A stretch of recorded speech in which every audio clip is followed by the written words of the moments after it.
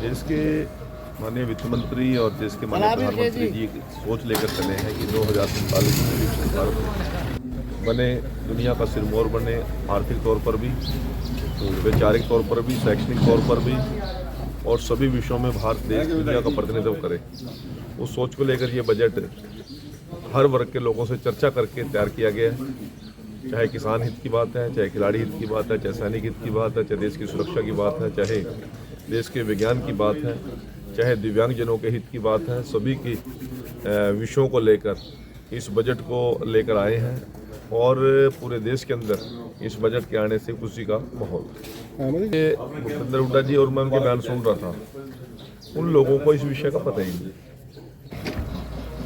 वो किस प्रकार की विचार और सोच को लेकर चले हुए हैं। और दूसरी बात है, विपक्ष कोई हमारी तारीफ करने के लिए थोड़ी बने, तो वो हमारी बिडाई गावेंगे। यदि वो हमारी तारीफ करेंगे तो फिर विपक्ष किस चीज़ का? उन्होंने तो नुक्ताचीनी करनी होती है, परंतु आम जन मानस में, चाहे कर्मचारी है, चाहे व्यापारी है, छोटा दुकानदार है, चाहे किसान है, चाहे सैनिक है, चाहे खिलाड़ी है, सभी के हित का ये बजट बना है और सभी चहुमुखी विकास को लेकर ये बजट आगे बढ़ेगा। जिस तरह से पंजाब बड़े नेतागण, चाहे वो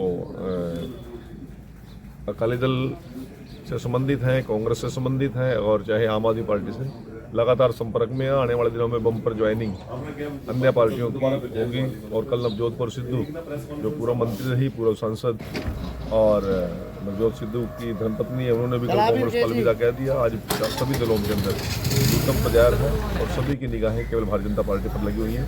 100% पंजाब के अंदर भी हम बिहार और अन्य प्रांतों के तर्ज पर सरकार बनाने। प्रधानमंत्री जी ने एक ऐतिहासिक काम, 2 एयरपोर्ट का नाम संत शिरोमणि रविदास जी महाराज और उनके शहीदों के नाम पर रखने का काम किया, सराबा जी के नाम पर।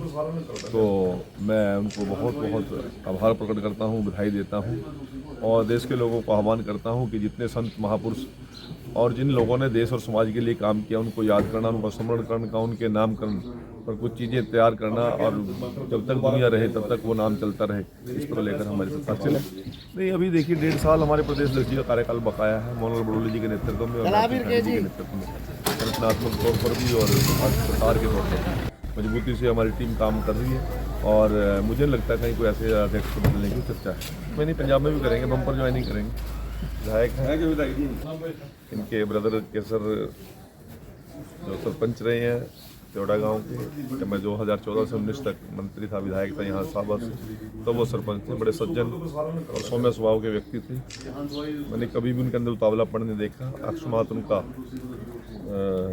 चले जाना परिवार के लिए एक बहुत बड़ा घाटा है। मैं परिवार को संवेदना प्रकट करने के लिए और मृतक आत्मा को पिता परमात्मा अपने चरणों में स्थान ले, वो उसको प्राप्त करें, इस कामना के साथ मेरे परिवार को बहुत बहुत संवेदनाएं, बहुत बहुत शुभकामनाएं।